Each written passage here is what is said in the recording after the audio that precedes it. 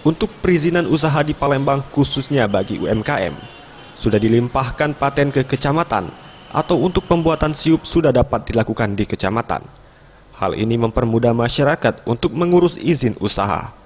Terlebih lagi saat ini TDP atau Tanda Daftar Perusahaan sudah digantikan dengan NIB atau Nomor Izin Berusaha yang bisa diakses dan dibuat secara online dari rumah masing-masing. Namun dengan catatan, izin usaha yang dapat dilakukan di kecamatan hanya bagi usaha dengan modal di bawah 500 juta rupiah saja. Hal ini dijelaskan oleh Sekretaris DPM PTSP Palembang, Yansi Hotang, yang ditemui Rabu 16 Oktober 2019. Sejak pelimpahan paten perizinan di kecamatan ini diterapkan, dari 100 perizinan yang dikelola DPM PTSP Palembang, mayoritas perizinan di Palembang berasal dari izin dari sektor kesehatan.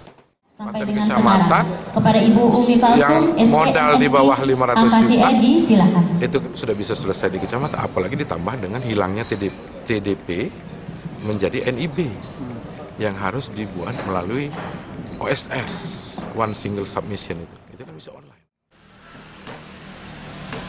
Tim Liputan Sriwijaya TV.